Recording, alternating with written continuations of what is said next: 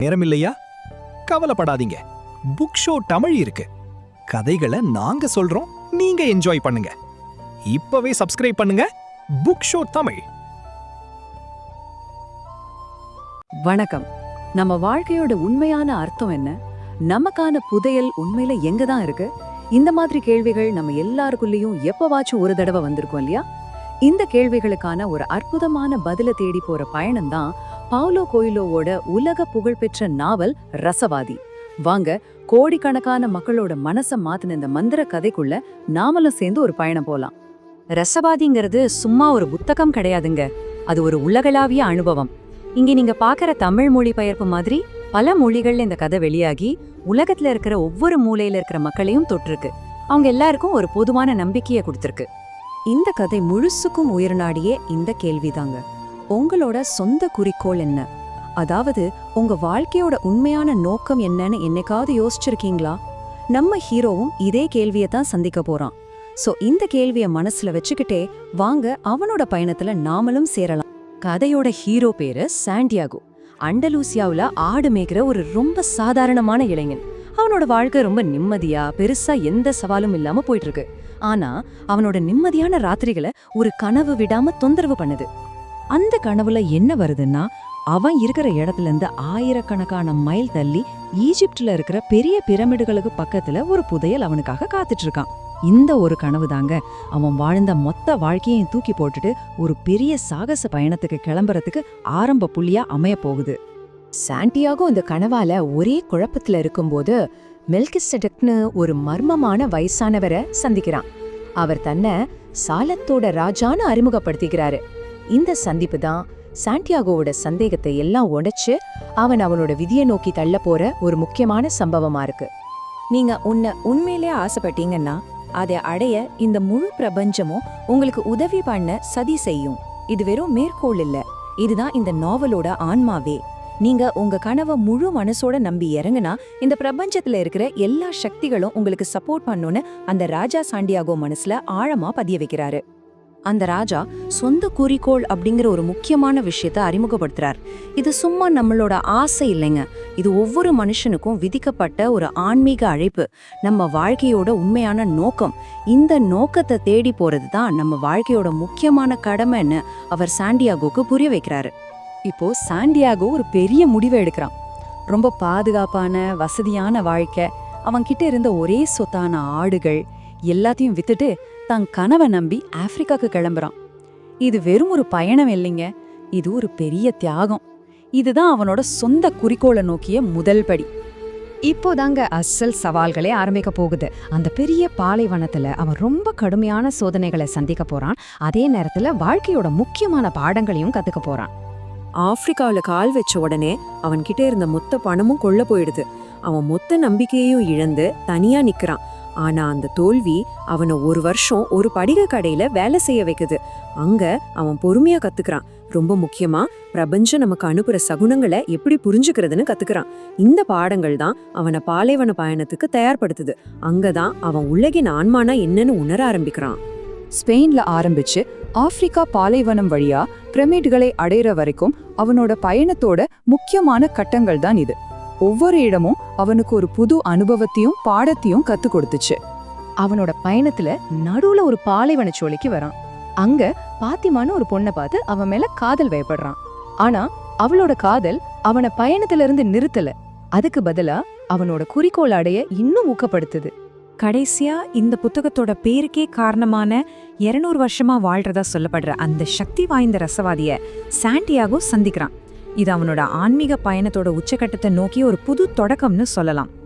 ரசவாதி சாண்டியாகோக்கு நேரடியான பதில்களை தரல, அதுக்கு பதிலா அவனுக்குள்ளேயே இருக்கிற பதில்களை எப்படி கண்டுபிடிக்கணும்னு வழிகாட்டினாரு. உன் இதயம் சொல்றத கேளு, ஏன்னா அது பிரபஞ்சத்தோட பேசும். ஒரு தடைய விட அந்த தடைய பார்த்த பயம்தான் பெரிய தடை. உன்னோட உண்மையான புதையல் தங்கம் இல்ல, இந்த பயணத்துல நீ கத்துக்கிற விஷயங்கள் தானு அவனுக்கு புரிய வைக்கிறாரு. சரி, இப்போ நாம கதையோட கிளைமேக்ஸ்க்கு நெருங்கிட்டோம். இதுவரைக்கும் சாண்டியாகோ கத்துக்கிட்ட எல்லா பாடங்களுக்கும் இப்போ ஒரு பெரிய டெஸ்ட் நடக்க போகுது. அவன் இதுவரைக்கும் சந்திச்சதுலயே ஒரு பெரிய நம்பவே முடியாத சவாலை எதிர்கொள்ள போறான். ரசவாதியோட பயணம் செய்யும்போது அவங்க 2 பேரையும் ஒரு ராணுவ படை பிடிச்சிடுது. உயிரை காப்பாத்திக்க ரசவாதி ஒரு பந்தயம் கட்டுறாரு. சாண்டியாகோ 3 நாள்ல தன்னை காத்தா மாத்தி காட்டுவான்னு சொல்றாரு. வேற வழியே இல்லாம சாண்டியாகோ இயற்கையோட சக்திகள் கிட்ட பேச ஆரம்பிக்கிறான். முதல்ல அவன் பாலைவனத்துக்கிட்ட உதவி கேக்குறான். ஆனா பாலைவனம் அவனை காத்துக்கிட்டு பேச சொல்லுது. தனக்கு உதவி பண்ண சொல்லி அவன் காற்றோட பேசுறான். ஒரு பயங்கர புயலை உருவாக்குன்னு கெஞ்சுறான். ஆனா காத்தும் அவனை சூரியனுக்கிட்ட பேச சொல்லுது. பிரபஞ்சத்தோட மிகப்பெரிய சக்திகளோட அவன் தொடர்பு கொள்ள முயற்சிக்கும் போது கதையோட பரபரப்பு உச்சத்துக்கு போகுது. கடைசியா இதை எல்லாத்தையும் உருவாக்குன அந்த உலகின் ஆன்மா கிட்ட, அந்த பிரபஞ்சத்துக்கிட்ட அவன் பேசுறான். அந்த ஒரு நொடியில அவன் பிரபஞ்சத்தோட ஒன்றாகி தன்னை தானே காத்தா மாத்திக்கிறான். இந்த அற்புதம் அவன் ஒரு சாதாரண மேய்ப்பான் இல்லைன்னு நிரூபிக்குது. எல்லா தடைகளையும் தாண்டி அவன் கடைசியா பிரமிடுகளா அடையறான். கனவுல பார்த்த இடத்துல புதையலுக்காக தோண்ட ஆரம்பிக்கிறான்.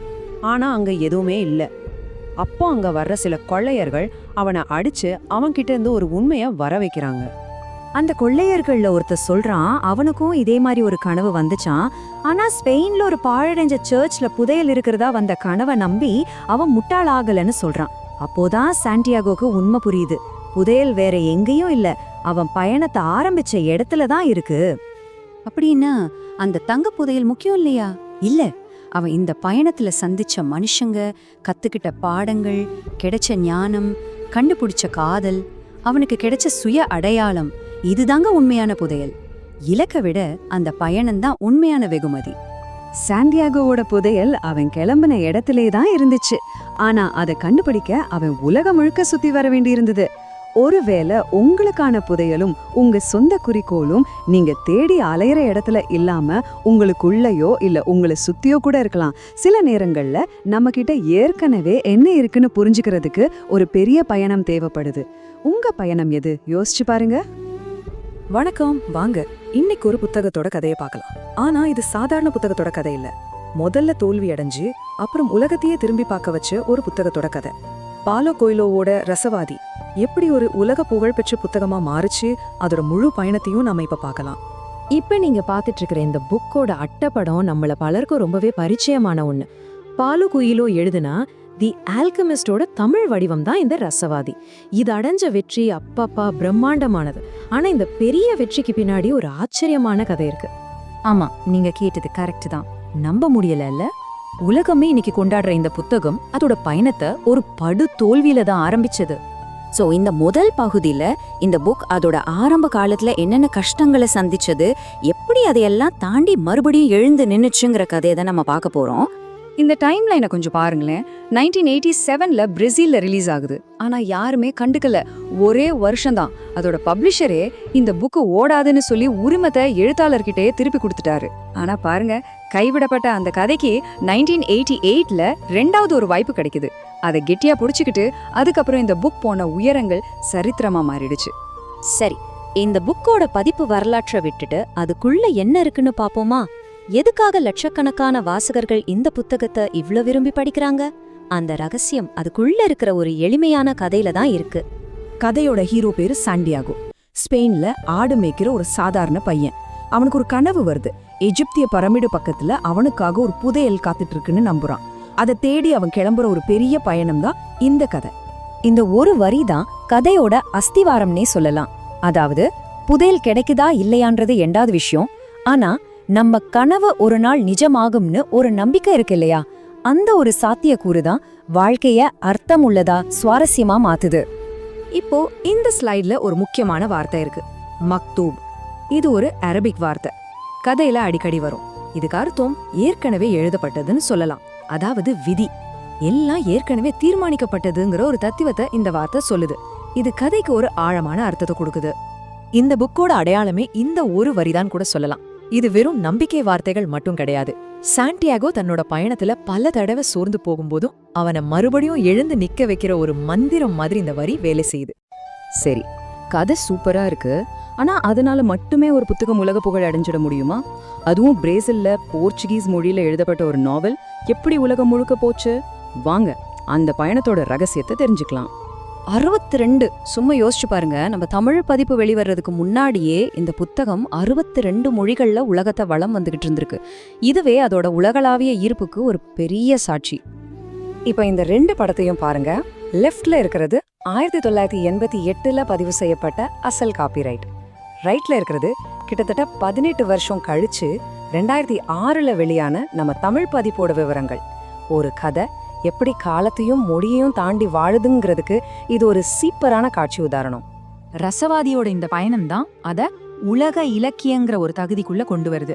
அதாவது ஒரு குறிப்பிட்ட கலாச்சாரத்துல ஒரு கதை பிறந்தாலும் அது பேசுற விஷயங்கள் உலகத்துல இருக்கிற எல்லாருக்கும் பொதுவா இருக்கறனால மொழி, நாடு, இனம் எல்லாத்தையும் தாண்டி அது உலகத்தோட சொத்தா மாறிடுது. ஒரு கதை உலக இலக்கியமா மாறணும்னா அதுக்கு எழுத்தாளர் மட்டும் காரணம் கிடையாது. அந்த கதைய தங்களோட மொழிக்கு கொண்டு போய் சேர்க்கிற மொழிபெயர்ப்பாளர்களுக்கும் அதுல ஒரு பெரிய பங்கு இருக்கு. சொல்லப்போனா அவங்க தான் உண்மையான ரசவாதிகள். அப்போ நம்ம தமிழ் ரசவாதி நம்ம கைக்கு கிடைக்க காரணமானவங்க யாருன்னு தெரிஞ்சுக்க வேண்டாமா? மூல ஆசிரியர் பாலோ கொய்லோ. அத அழகா நம்ம மொழிக்கு கொண்டு வந்தவர் பொன் சின்னத்தம்பி முருகேசன்.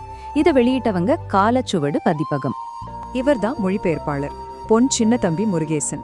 ஆனா இதுல ரொம்ப உருக்கமான ஒரு விஷயம் என்னன்னா, இந்த ரசவாதி புத்தகத்தோட முதல் தமிழ் பதிப்பு 2006 வெளியாச்சு. அதே வருஷம்தான் அவரும் இறந்து போனாரு. தன்னோட உழைப்பு தமிழ்ல எவ்வளோ பெரிய வெற்றியை பெற்றுச்சுன்னு முழுசா பார்க்காமலே அவர் மறைஞ்சிட்டாரு. சரி, இவ்ளோ விஷயங்கள் பார்த்தோம்.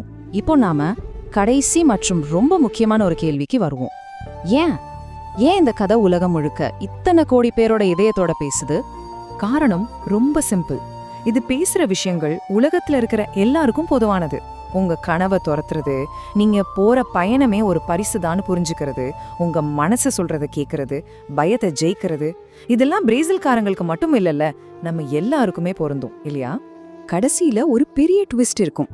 சாண்டியாகோ உலகம் முழுக்க தேடி அலைஞ்ச அந்த புதையல் கடைசியில அவன் பயணத்தை ஆரம்பிச்ச இடத்துல அந்த மரத்துக்கு அடியில தான் புதைஞ்சு கிடக்கும். அப்போ உண்மையான புதையல் அந்த தங்கம் இல்ல, அந்த பயணத்துல அவன் கத்துக்கிட்ட பாடங்களும் அவனுக்கு கிடைச்ச ஞானமும் அன்புமே உண்மையான புதையல். ஆக சாண்டியாகோ கதை நமக்கு இதைத்தான் சொல்ல வருது. சில சமயம் நாம வெளியே தேடிக்கிட்டு இருக்கிற புதையல் ரொம்ப தூரத்துல இல்ல, நமக்குள்ளேயோ இல்ல நாம ஏற்கனவே இருக்கிற இடத்துல கூட இருக்கலாம். இப்போ உங்களுக்கான ஒரு கேள்வி. அந்த ஆடு மேய்க்கிற பையனோட புதையல் அவன் ஆரம்பிச்ச இடத்துலயே இருந்துச்சு. உங்களோட புதையல் எங்க இருக்கு? ஒருவேளை நீங்களும் தேடிட்டு இருக்கிற புதையல் நீங்க நிக்கிற இடத்துலயே மறைஞ்சிருக்கலாம் இல்லையா? யோசிச்சு பாருங்க.